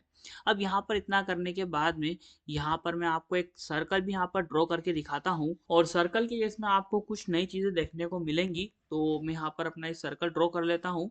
तो मैं एक सर्कल नाम का वेरिएबल बनाऊंगा और इसके अंदर जो पैरामीटर्स हैं उस टाइप से असाइन कर दूंगा और जो सर्कल इमेज है उसे स्टोर कर दूंगा। अब यहाँ पर सर्कल जो हमारी इमेज है वो आ जाएगी, जिसमें अपना कोड रन करूंगा। मैंने कोड रन कर दिया है और यहाँ पर देख सकते हो circle underscore image dot JPG नाम से हमारी जो एक इमेज आ चुकी है। इसे साइड में पटक लेते हैं। तो यहाँ पर आप देख सकते हो यहाँ पर हमारा जो एक सर्कल है इस टाइप से आ चुका है इसके सर के ऊपर। अब अगर हम बात करें कि भाई सर्कल कैसे क्या बना है, सबसे पहले तो यहाँ पर हमने CV2 डॉट सर्कल असाइन किया, जिसकी वजह पर यहाँ पर सर्कल हमारा असाइन हो चुका है। और उसके बाद में हमने असाइन किया है हमारी इमेज, कि भाई किस इमेज पर हमें जो सर्कल है ड्रॉ करना है। उसके बाद में हमने असाइन किए हैं पैरामीटर्स। तो पैरामीटर्स कुछ इस टाइप से हैं। फर्स्ट ऑफ ऑल तो हमने यहाँ पर स्टार्टिंग असाइन की है कि भाई एक्स एक्सिस पर कितनी दूरी से यहाँ पर हमारा शेप है उसे स्टार्ट करना है, as well as Y axis पर कहाँ से स्टार्ट करना है। उसके बाद में हमने यहाँ पर असाइन किया है रेडियस, कि भाई कितना बड़ा सर्कल है बनाना है। अगर मैं यहाँ पर 1000 असाइन कर दूंगा, तो एक बड़ा सर्कल यहाँ पर बन जाएगा एज कम्पेयर टू दिस। देख सकते हो एक बड़ा सर्कल यहाँ पर बन चुका है। और इसके बाद में मैंने यहाँ पर असाइन किया है अपना कलर, जो कि आप देख सकते हो मैंने यहाँ पर BGR के फॉर्मेट में असाइन किया है। और ये हमारा ब्लू कलर का जो ग्रेडियंट है वो है, दैट्स यहाँ पर ब्लू कलर का जो सर्कल है बना है। अब यहाँ पर मैं आपको एक मैजिक दिखाता हूँ। अगर मैं यहाँ पर 50 असाइन कर दूंगा ना, कहाँ पर, यहाँ पर लेटेस्ट स्टेप्स में यहाँ पर 50 असाइन कर देता हूँ और कोड रन कर देता हूँ, तो यहाँ पर देख सकते हो एक थिकर हमारे सर्कल आ चुका है। अब यहाँ पर अगर मैं माइनस का 50 असाइन करूंगा ना, तो यहाँ पर जो अंदर का खाली हिस्सा दिख रहा है ना, ये फील्ड हो जाएगा और बाकी का जो हिस्सा है ना, वो यहाँ पर ब्लैंक हो जाएगा। देख सकते हो मैंने अपना कोड रन कर दिया है और ध्यान से देखना है सर्कल को। यहाँ पर जैसे मेरा कोड रन हो जाएगा, देख सकते हो यहाँ पर कोड रन हो चुका है और सर्कल के अंदर का जो हिस्सा था वो फिल हो चुका है और बाहर का हिस्सा ब्लैंक हो चुका है। तो यहाँ पर ना हमारी जो थिकनेस है उसका इफेक्ट पड़ता है, तो इस बात का आपको ध्यान रखना है। और यहाँ पर अगर मैं कुछ ज़्यादा ही क्वांटिटी असाइन कर दूँ या फिर कुछ नेगेटिव में पैरामीटर असाइन कर दूँ, लेटेस्ट से मैं यहाँ पर -50 असाइन कर देता हूँ, तो भी यहाँ पर एरर नहीं देगा। यहाँ पर ही आधा शेप ड्रॉ करेगा, लेकिन हाँ यहाँ पर ही एरर नहीं देगा। देख सकते हो इसने आधा शेप ड्रॉ किया है, मतलब कि आधा सर्कल ड्रॉ किया है, लेकिन इसने एरर नहीं दिया है, भले ही मैंने अपनी जो क्वांटिटीज़ है उन्हें माइनस में असाइन कर दिया है। तो ये चीज़ होती है शेप्स के दौरान, मतलब कि अगर आप कोई ड्राइंग वगैरह करते हो, तो ऐसे केस में अगर आप यहाँ पर माइनस में भी कुछ आर्ग्यूमेंट साइन कर देते हो, लेटेस्ट से अगर मैं यहाँ पर -500 साइन कर देता, तो यहाँ पर शेप मेरे इमेज पर आता ही नहीं, लेकिन ये एरर भी नहीं देता। तो इस टाइप से ये सारे काम आप कर सकते हो यहाँ पर शेप्स के दौरान, एज वेल एज यहाँ पर इमेज में अगर आप चाहो तो किसी भी टाइप का एक टेक्स्ट भी इंटर करवा सकते हो। तो इसके लिए यहाँ पर मैं अपने सर्कल वाला जो कोड उसे कमेंट आउट करूँगा, नीचे आऊँगा और यहाँ पर मैं क्या करूँगा, इस टाइप से एक टेक्स्ट नाम का वेरिएबल बनाऊँगा जिसके अंदर मैं असाइन कर दूँगा लेटेस्ट से cv2.putText और यहाँ पर मैं अपनी जो इमेज इस टाइप से असाइन कर दूँगा और हमारे जो इमेजेस स्टोर करवा दूँगा।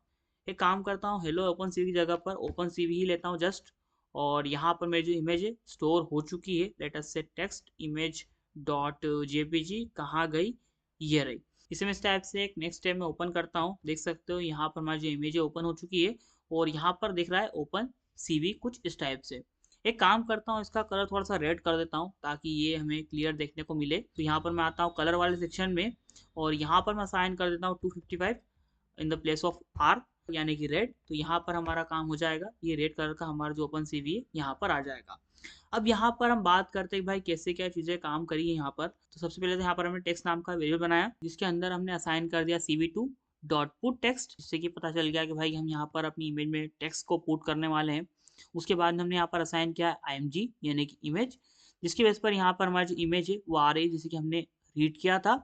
उसके बाद में यहाँ पर हमने असाइन किया है अपना टेक्स्ट जो कि है ओपन सीवी, जो कि हमें यहाँ पर अपनी इमेज पर राइट करना था।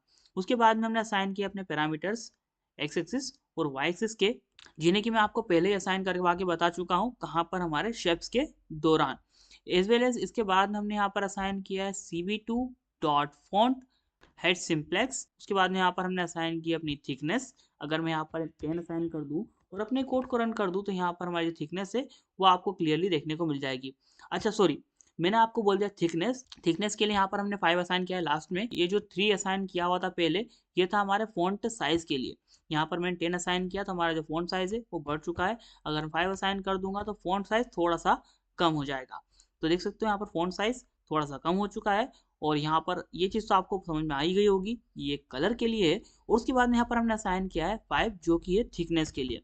अगर मैं यहाँ पर 10 असाइन कर दूंगा तो थिकनेस थोड़ी सी बढ़ जाएगी। भाई ये जो हमारा टेक्स्ट है इस पर भी जो सेम हमारी प्रॉपर्टीज़ है वो असाइन होती है। अगर यहाँ पर हमारा जो साइज़ है वो कुछ ज़्यादा रहा या फिर हमारा जो टेक्स्ट है वो हमारी इमेज में नहीं आ रहा होगा, तो ऐसे केस में हमें एरर थ्रो नहीं करेगा ये। अगर मैं इस टाइप से थोड़ा पैरामीटर्स हिला दूँ और अपने कोड को रन कर दूँ, देख सकते हो इस टाइप से हमारे टेक्स्ट है वो इमेज से थोड़ा बाहर जा रहा है, लेकिन एरर थ्रो नहीं कर रहा है, ना ही हमारी इमेज को इन्हेंस कर रहा है या बड़ी कर रहा है, ताकि पूरा टेक्स्ट आ सके। तो इस टाइप से ये सारी चीज़ें काम करती हैं हमारी इमेजेस के साथ में। सो गाइस अब यहाँ पर हम अपनी जो इमेज है उसके साथ जितनी भी हमें एक्टिविटी परफॉर्म करना थी वो हम कर चुके हैं। अब बात करते हैं भाई हम किस टाइप से ओपन सीवी का यूज़ करके हमारे कैमराज एज वेल एज यहाँ पर हम अपनी जो वीडियोज़ हैं उनके साथ काम कर सकते हैं। अब रिसेंटली मैंने एक वीडियो अपलोड की थी गूगल आर्केड से रिलेटेड, तो वही वीडियो मैंने यहाँ पर रख ली है एक्सपेरिमेंट करने के लिए। एज वेल एज यहाँ पर हमारा जो इमेज का कोड है पूरा स्टेप से लिखा हुआ है, उसका जो नाम है वो मैं रख देता हूँ लेटेस्ट से इमेज डॉट पी वाई, और मैं यहाँ पर एक एप डॉट पी वाई नाम से एक न्यू फाइल बना लेता हूँ। अब यहाँ पर हम जितना भी काम है इस फाइल में करेंगे और इस फाइल में हम जितना भी काम करेंगे वो होगा हमारी webcam as well as videos से रिलेटेड। तो यहाँ पर सबसे पहले तो मैं क्या करूँगा, इंपोर्ट करूँगा cv2 को यानी कि ओपन सीवी को और उसके बाद में यहाँ पर मैं क्या करूँगा, यहाँ पर मैं एक वेरिएबल बनाऊँगा लेट अस से कैप के नाम से। अब आप किसी भी नाम से बना सकते हो, it's totally depend upon you. और इसके अंदर मैं असाइन कर दूंगा late us say CV2 dot video capture, और उसके अंदर मैं असाइन कर दूंगा इंडेक्स हमारे कैमरे का। अब देखो, किसी भी सिस्टम में मल्टीपल कैमराज होते हैं।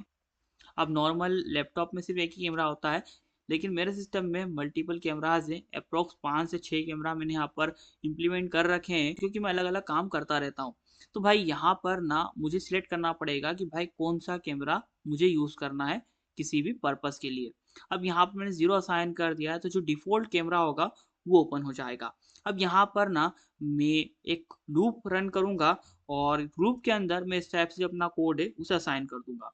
अब ये एक बेसिक कोड है किसी भी वेबकैम को ओपन करने का, और कैसे क्या हम कर सकते हैं ये सारी चीज़ें मैं आपको बताने वाला हूँ। अभी के लिए मैं आपको अपना जो कोड है उसे रन करके दिखाता हूँ। तो भाई मैंने अपना जो कोड है उसे रन कर दिया है। अब यहाँ पर मैंने डिफ़ॉल्ट में अपना जो ईरन का वेबकैम है वो सेट कर रखा है, और अभी के लिए वो बंद है। दैट्स वाई यहाँ पर ये जो इस टाइप से हमें विंडो देखने को मिली। तो एक काम करता हूँ, पर मैं 5 असाइन कर देता हूँ, और 5 पे मेरे ख्याल से मैंने यहाँ पर OBS का वेबकैम सेट कर रखा है। तो यहाँ पर OBS का वेबकैम ओपन हो चुका है, देख सकते हो। अगर मैं यहाँ पर OBS का जो वर्चुअल कैमरा है उसे ऑन कर दूँ, तो देख सकते हो यहाँ पर इस टाइप से हमारी जो विंडो है वो ऑन हो चुकी है।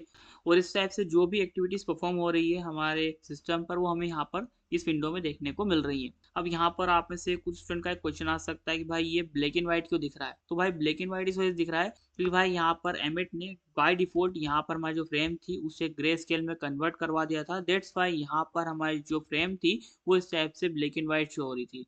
आप देख सकते हो मैंने यहाँ पर इसे कलरफुल कर दिया है, और देख सकते हो अब यहाँ पर हमारी जो फ्रेम है वो इस टाइप से यहाँ पर आपको शो होकर देखने को मिल चुकी है। अब यहाँ पर अगर मैं क्रॉस करूंगा तो क्रॉस नहीं होगी, लेकिन अगर मैं क्यू प्रेस करूंगा तो ये बंद हो जाएगी। तो अब ये सब तो ठीक है भाई, कि ये सब हमारी जो वर्किंग थी हमारे कोड की। अब बात करते हैं कि भाई हमने कोड में क्या किस टाइप से असाइन किया है। तो यहाँ पर हमने असाइन किया है सबसे पहले तो लूप। अब भाई लूप इसलिए असाइन किया है क्योंकि भाई जो ओपन सीवी है इसमें हर सेकेंड एक हमारी फ्रेम आती है। मतलब कि आपको लग रहा है कि वीडियो शो हो रही है, लेकिन वीडियो शो नहीं हो रही है। यहाँ पर हर एक मिली सेकेंड जो आपकी इमेज है वो आ रही है, और वो अपडेट होती रह रही है।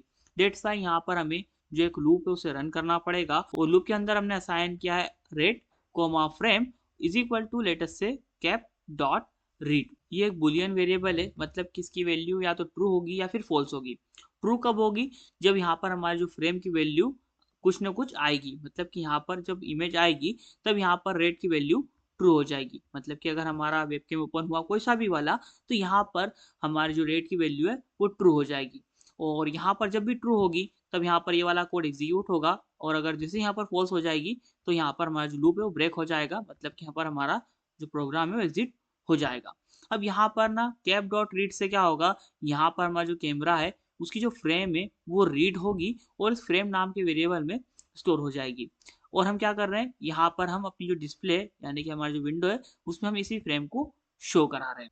अब यहाँ पर हमने इसके बाद में असाइन किया है if CV2 dot late us से वेट की 1 and 0xff is equal to ORD, और उसके अंदर हमने असाइन किया है Q। अब यहाँ पर वेट की क्या होती है मैं पहले ही बता चुका हूँ कि भाई कितने मिलीसेकंड रुकना है।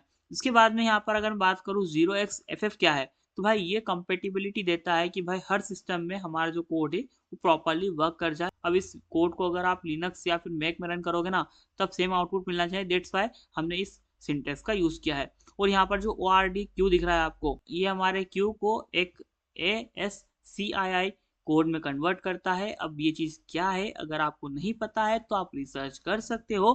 वैसे तो अगर आपने पाइथन अच्छे से पढ़ी है तो ये चीज़ आपको पता होगी कि भाई क्या होती है। अगर इस लाइन का मैं सीधा सीधा मतलब समझाऊं तो इसका मतलब ये है कि भाई यहाँ पर जैसे यूजर क्यू प्रेस करे आपको विंडो को बंद कर देना है। अगर यहाँ पर मैं कुछ और भी असाइन कर दूं तो भी यहाँ पर मेरा काम हो जाएगा। अगर मैं यहाँ पर W असाइन कर दूं और कोड को रन करूं तो यहाँ पर W प्रेस करने पर मेरी जो विंडो है बंद हो जाएगी। देख सकते हो W प्रेस करने पर मेरी जो विंडो है बंद हो चुकी है। तो इस टाइप से सारा काम होता है, तो इसमें आपको टेंशन नहीं लेना है। इस लाइन का जस्ट इतना मतलब है कि भाई जैसे ही यहाँ पर क्यू प्रेस हो आपको विंडो को बंद करना है। अब यहाँ पर ये सब तो ठीक है कि भाई हमने अपनी जो विंडो है उसे ओपन कर लिया। अब यहाँ पर अगर हमें जो हमारी वीडियो है उसे अगर यहाँ पर लोड करवाना हो एज़ वेल एज़ यहाँ पर प्ले करवाना हो, तो उसके लिए क्या हमें कुछ और ऑपरेशन परफ़ॉर्म करवाना पड़ेंगे?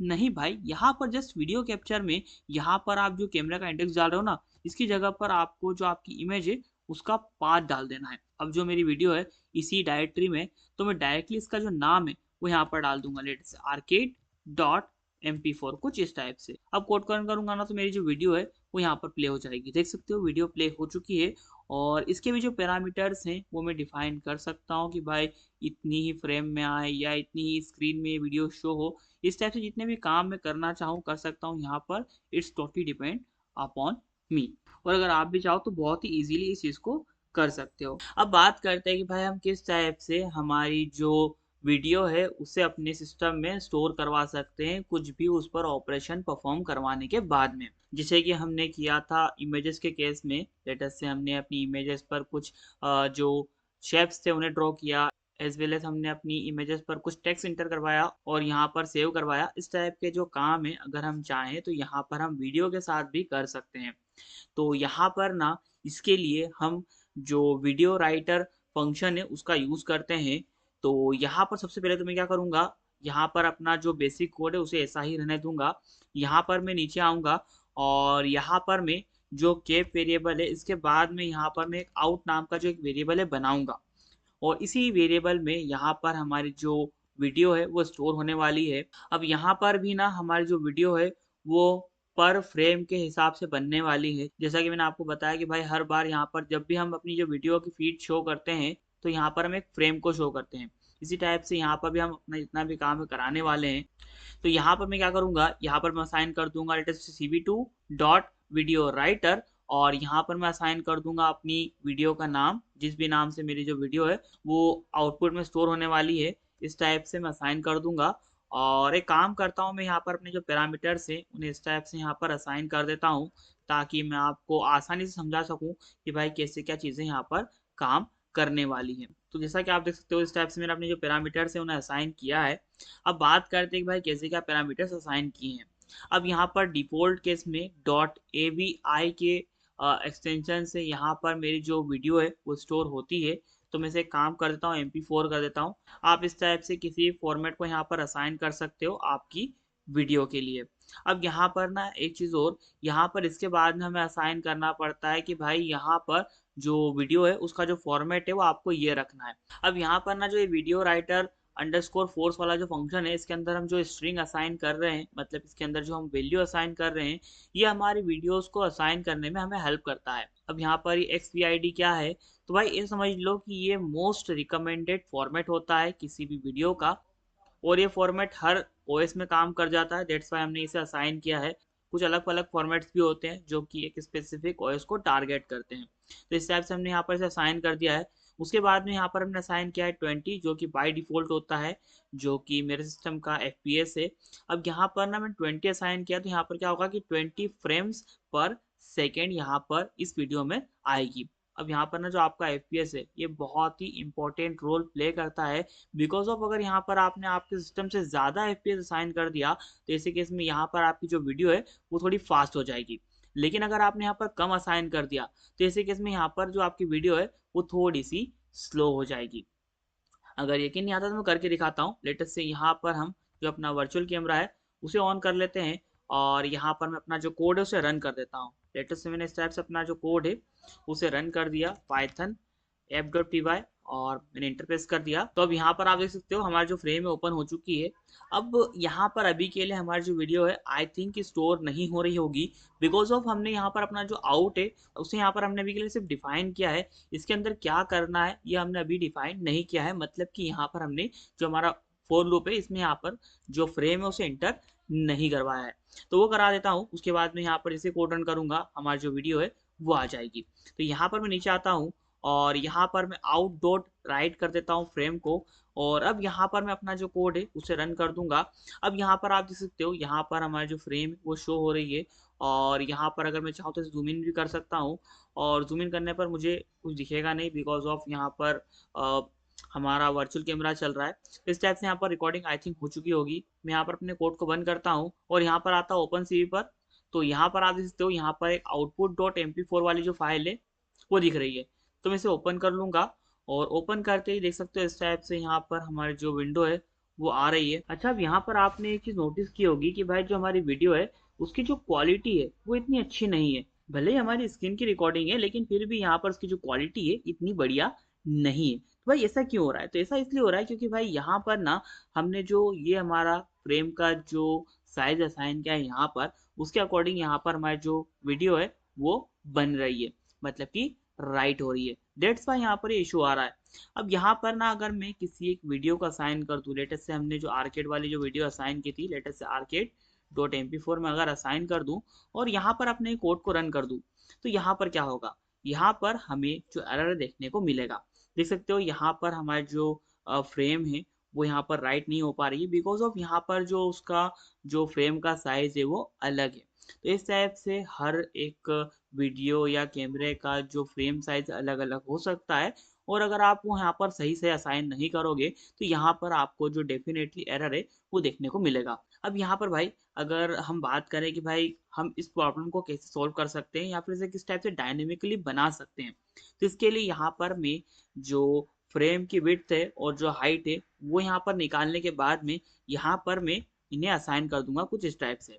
तो यहाँ पर मैं क्या करूंगा, यहाँ पर मैं सबसे पहले तो अपनी जो फ्रेम की हाइट है निकाल लूंगा, लेट अस से फ्रेम हाइट, या फिर इस टाइप से मैं विड्थ निकाल लेता हूँ कुछ इस टाइप से, और इस टाइप से मैं यहाँ पर अपनी जो हाइट है वो भी निकाल लूंगा। अब यहाँ पर मैं कैप डॉट गेट का यूज करके यहाँ पर मैं cv2 dot cap prop frame width और हाइट का यूज करके यहाँ पर अपनी जो फ्रेम है उसकी जो हाइट है और जो विड्थ है वो निकाल सकता हूँ। तो मैंने यहाँ पर स्टेप से इन्हें गेट कर लिया है। और अब यहाँ पर मैं क्या करूँगा, यहाँ पर मैं असाइन कर दूंगा लेटेस्ट से फ्रेम विड्थ कुछ इस टाइप से, और यहाँ पर मैं असाइन कर दूंगा फ्रेम हाइट। अब यहाँ पर कोड रन करूंगा ना तो यहाँ पर ये एरर थ्रो नहीं करेगा, हर फ्रेम को एक्सेप्ट करेगा और यहाँ पर हमें जो हमारी वीडियो है उसे राइट करके देगा। देख सकते हो यहाँ पर ये एरर थ्रो नहीं कर रहा है। अब यहाँ पर अगर मैं अपनी कैमरे की भी जो स्ट्रीम है उसे अगर स्टार्ट कर दूंगा तब भी यहाँ पर कोई इशू देखने को नहीं मिलेगा। अगर मैं यहाँ पर output dot M P four अगर अभी के लिए आपको ओपन करके दिखाऊं, तो यहाँ पर आप देख सकते हैं कि भाई हमारी जो वीडियो है वो बिल्कुल ही परफेक्टली आ चुकी है, और यहाँ पर इसकी जो क्वालिटी है वो भी डिक्रीज नहीं हुई है, बिकॉज ऑफ यहाँ पर हमने जो अपना फ्रेम का साइज है वो फिक्स कर दिया था। एक चीज और, यहाँ पर जैसे हमने इमेज के केस में जो हमारे डिस्प्ले हैं यानी कि हमारे जो विंडोज हैं उन्हें हमने डिस्ट्रॉय या फिर क्लोज किया था, वो चीज़ हमें यहाँ पर भी करनी पड़ेगी। तो उसके लिए यहाँ पर हम लिखते हैं सबसे पहले तो कैप डॉट रिलीज, उसके बाद में हमने जो आउट जो हमने नाम का वेरिएबल बनाया है, मतलब कि जो राइट करने का जो वेरिएबल बनाया है उसे भी हमें रिलीज करना पड़ेगा। उसी के साथ साथ हमें यहाँ पर डिस्ट्रॉय ऑल विंडोज को भी असाइन करना पड़ेगा। नहीं भी करोगे कोई इशू नहीं आएगा, लेकिन कर देना, बिकॉज ऑफ अगर ये ओपन रह गया तो हो सकता है कि कुछ ऑपरेशन परफॉर्म हो जाए और यहाँ पर आपका जो प्रोग्राम है वो करप्ट हो जाए या फिर सिक्योरिटी कुछ इशू आ जाए। दैट्स वाई इसे क्लोज कर देना। अब यहाँ पर इतना करने के बाद में हम बात करते हैं one of the most important and interesting topic की, जो कि ओपन सीवी में हर किसी के माइंड में एक ना एक बार आता ही है कि भाई हम किस टाइप से ओपन सीवी का यूज़ करके जो फेस डिटेक्शन है as well as face recognition है वो कैसे कर सकते हैं। अब ये चीज़ समझाने के लिए मैंने यहाँ पर एक face dot M P four नाम से जो एक वीडियो फाइल है वो यहाँ पर रखी है, और आप में से कई स्टूडेंट ने ये चीज़ नोटिस की होगी कि भाई यहाँ पर मैंने ये फाइल रखी है। तो भाई यहाँ पर ना मैं एक फेस डॉट पी वाई नाम से जो एक पाइथन फाइल है बना लूंगा, और अब यहाँ पर हम क्या करने वाले हैं, यहाँ पर हम फेस डिटेक्शन करने वाले हैं। अब भाई यहाँ पर ना हम फेस रिकॉग्निशन नहीं करने वाले हैं, यहाँ पर हम फर्स्ट ऑफ ऑल तो जो फेस डिटेक्शन है वो करने वाले हैं। अब भाई बात करें कि भाई फेस डिटेक्शन क्या होता है, तो फेस डिटेक्शन का मतलब होता है कि इमेज या वीडियो के अंदर इंसान के चेहरे को आइडेंटिफाई करना। इसमें सिस्टम ये बताता है कि फेस कहाँ है, लेकिन ये नहीं बताता है कि कौन सा है या फिर किसका फेस है। मतलब कि यहाँ पर फेस रिकॉग्निशन नहीं होगा, यहाँ पर जस्ट हम क्या करने वाले हैं, फेस को आइडेंटिफाई करने वाले हैं कि भाई हाँ जो पर्सन है वो कौन कौन है और कहाँ पर है। तो इस टाइप से हम ओपन सीवी का यूज करके जो अपना फेस डिटेक्शन है वो करने वाले हैं।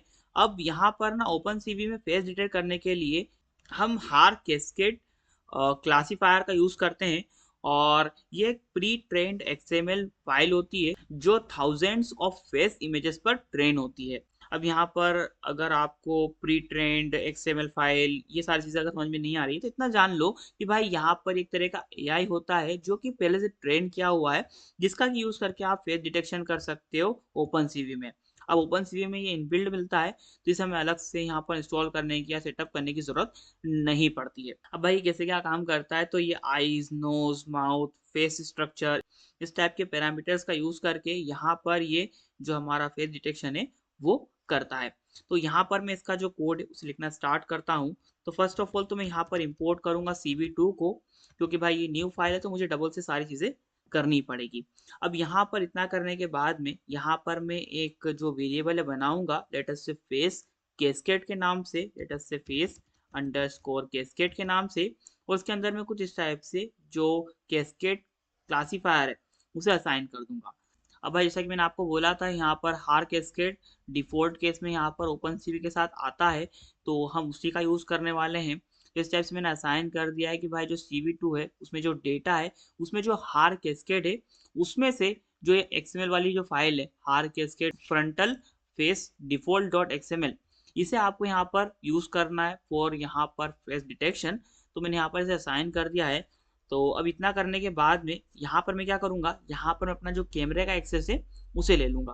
तो यहाँ पर मैं असाइन कर दूँगा जैसे cap is equal to let us say CV2 dot video capture, और यहाँ पर मैं क्या करूँगा फेस डॉट MP4 असाइन कर दूँगा, जो कि मैंने वीडियो यहाँ पर पहले से रखी हुई है। अब यहाँ पर अगर आप चाहो तो आपके रियल कैमरे का जो इंडेक्स है वो भी असाइन कर सकते हो। अब यहाँ पर ना मैं क्या करूँगा, जो अपना सेम काम है वो करवाऊँगा, जो कि हम करते हैं किसके केस में, हमारी वीडियो को कैप्चर कराने के केस में। जैसे वाइल ट्रू, और यहाँ पर सेम काम रहने दूंगा।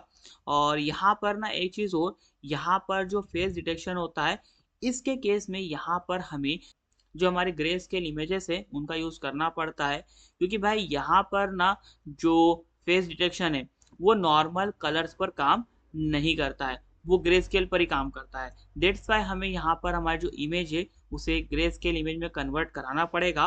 तो यहाँ पर इस टाइप से इसने पूरा जो कोड है वो लिख कर दे दिया है। इससे मतलब है कि भाई मेरे कोपायलट ने। अब यहाँ पर देख सकते हो ये कोड तो हमारा पुराना ही है, जो कि हम पहले ही स्टडी कर चुके हैं कैसे क्या काम कर रही चीज़ें। उसके बाद में यहाँ पर इसने 4 लाइनों को एड ऑन किया है। उसके बाद में पूरा कोड हमारा एज़ इट इज़ है जैसा कि होता है। अब यहाँ पर अगर हम बात करें भाई इस लाइन का मतलब क्या है, तो यहाँ पर इस लाइन में हम क्या कर रहे हैं, यहाँ पर हर मिलीसेकंड जो हमारी फ्रेम आ रही है उसे यहाँ पर हम क्या कर रहे हैं, यहाँ पर हम ग्रे स्केल इमेज में कन्वर्ट करवा रहे हैं। उसके बाद में यहाँ पर हम क्या कर रहे हैं, यहाँ पर हम अपने जो फेसेस हैं उन्हें यहाँ पर डिटेक्ट कर रहे हैं फेस कैस्केड का यूज़ करके, जिसे कि हमने पहले बनाया था। कहाँ पर, ये रहा, देखो यहाँ पर हमने बनाया है। तो इसका यूज़ करके हम क्या कर रहे हैं, यहाँ पर हम dot detect multi scale assign कर रहे हैं, और यहाँ पर हमने ग्रे असाइन कर दिया है और कुछ पैरामीटर्स असाइन कर दिए, जिसकी बेस पर यहाँ पर हमारा जो फेस डिटेक्शन है वो हो रहा है। अब यहाँ पर ना फेस में यहाँ पर हमारे 4 पैरामीटर्स आने वाले हैं। फर्स्ट ऑफ ऑल तो यहाँ पर आने वाला है एक्स, उसके बाद में आने वाला है वाई। अब यहाँ पर अगर हम बात करें कि भाई एक्स और वाई क्या है, तो एक्स और वाई मेरे फेस के लेफ्ट टॉप कॉर्नर के कोऑर्डिनेट्स हैं, जहाँ पर कि मेरा फेस रहेगा। उसके बाद में यहाँ पर डब्ल्यू और एच है, जो कि मेरे विड्थ और हाइट है फेस की। उसके बाद में यहाँ पर हमने असाइन कर दिया है कि भाई यहाँ पर आपको एक रेक्टेंगल को ड्रॉ करना है, कहाँ पर, फ्रेम पर, किस कोऑर्डिनेट्स पर, तो वो कोऑर्डिनेट्स यहाँ पर इस टाइप से हमने असाइन किए हैं। और उसके बाद में यहाँ पर हमने असाइन किया अपने कलर को, और ये हमारा ग्रीन कलर है। और उसके बाद में हमने असाइन किया है यहाँ पर थिकनेस, जो कि है 2। अब यहाँ पर हमने जो ये काम किया है ये नॉर्मल हमारा काम है, जो कि हम अपनी इमेज के केस में करवा चुके हैं। मतलब कि अपनी जो फ्रेम है यानी कि हमारी जो इमेज है उस पर हम यहाँ पर जो अपना रेक्टेंगल है उसे ड्रॉ कर रहे हैं। अब यहाँ पर इतना करने के बाद में यहाँ पर हम क्या कर रहे हैं, शो कर रहे हैं हमारी फ्रेम को, एज वेल एज उसके बाद में क्या कर रहे हैं, यहाँ पर हम वेट की का यूज करके यहाँ पर से वेट करवा रहे हैं। अब यहाँ पर हम इसके बाद में भी यहाँ पर हमारे जो कैप है उसे रिलीज कर देंगे, एज वेल एज यहाँ पर हम CV2 dot destroy all Windows को असाइन कर देंगे।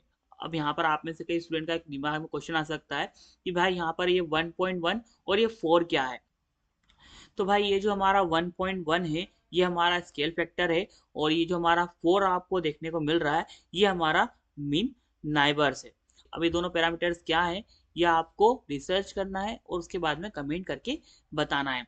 तो यहाँ पर मैं अपना जो कोड उसे रन कर देता हूँ। लेटेस्ट मैंने अपने कोड को रन कर दिया। अब यहाँ पर ना मैंने वीडियो का यूज़ किया है, तो मेरी जो फ्रेम है वो थोड़ी सी यहाँ पर ना लैग करने वाली है। अच्छा, अब यहाँ पर मैंने दूसरी फाइल को रन कर दिया था, तो मैं यहाँ पर अपनी जो face.py वाली जो फाइल है उसे रन कर देता हूँ। लेट अस से face.py कोड रन करूंगा। देख सकते हो यहाँ पर मेरा जो कोड है वो रन हो चुका है, और यहाँ पर आपको कुछ बग्स देखने को मिल रहे हैं। देख सकते हो यहाँ पर मेरा जो फेस है वो सही से ये रिकॉग्नाइज नहीं कर रहा है। तो यहाँ पर ना हम कुछ पैरामीटर्स को थोड़ा कस्टमाइज करेंगे, और उसके बाद में यहाँ पर इसकी जो फेस डिटेक्शन की जो हमारी एक्यूरेसी है वो और बढ़ जाएगी। अब यहाँ पर ना मैं थोड़ा नीचे आता हूँ, और यहाँ पर मैं अपने कुछ पैरामीटर्स को थोड़ा सा कस्टमाइज करूंगा। लेटेस्ट से यहाँ पर मैं जो स्केल फैक्टर है उसे 1.3 कर दूंगा, और यहाँ पर मैं 5 कर दूंगा। तो यहाँ पर ना देखना मेरी जो एक्यूरेसी है वो थोड़ी सी और इंक्रीज हो जाएगी। देख सकते हो यहाँ पर एक्यूरेसी इंक्रीज हो चुकी है, और अब यहाँ पर हमारा जो मूवी का सीन चल रहा है बढ़िया चल रहा है, और यहाँ पर हमारे जो रेक्टेंगल्स हैं वो बिल्कुल ही प्रॉपरली आ रहे हैं हमारी वीडियो पर, और कहीं भी एक्स्ट्रा हमारे रेक्टेंगल्स हमें देखने को नहीं मिल रहे हैं, क्योंकि भाई यहाँ पर हमने जो स्केल फैक्टर है उसे थोड़ा इंक्रीज कर दिया है। और यहाँ पर ना जो हमारी वीडियो है थोड़ी सी यहाँ पर स्मूथ नहीं चल रही है, लैग कर रही है, बिकॉज ऑफ ये वीडियो है। जब आप यहाँ पर आपके सिस्टम के कैमरा को एक्सेस करोगे तो यहाँ पर ना आपके जो फ्रेम्स है वो सही से आएंगी, और यहाँ पर ये आपकी जो फ्रेम है वो लैग नहीं करेंगी। तो इस टाइप से हम यहाँ पर अपना जो फेस डिटेक्शन है वो कर सकते हैं, एज वेल एज यहाँ पर इसी टाइप से हम अपना जो फेस रिकॉग्निशन है वो भी करा सकते हैं। इसके लिए भी यहाँ पर पहले से कुछ हमारी लाइब्रेरीज होती है, लेट अस से डीप फेस हो गया, और भी बहुत सारी लाइब्रेरीज होती हैं, तो उनका यूज करके आप यहाँ पर फेस रिकॉग्निशन भी बहुत ही इजीली करवा सकते हो। अब फेस रिकॉग्निशन के लिए थोड़ा सा ज़्यादा सेटअप करना पड़ता है, दैट्स वाई यहाँ पर हम उसे कवर नहीं कर रहे हैं। इस वीडियो को हम आज के लिए इतना ही रखते हैं। अगर यहाँ पर डिमांड आए कि भाई फेस रिकॉग्निशन पर भी वीडियो लाओ, तो उसके लिए भी मैं एक अलग से वीडियो बना दूंगा। सो गाइज, आई होप कि आपको आज का वीडियो अच्छा लगा होगा, और अगर वीडियो अच्छा लगा है तो इसे लाइक करना, कमेंट करना, शेयर करना, और चैनल को सब्सक्राइब करना मत भूल जाना। तो मिलते हैं नेक्स्ट वीडियो में, तब तक के लिए बाय बाय। Audio Jungle.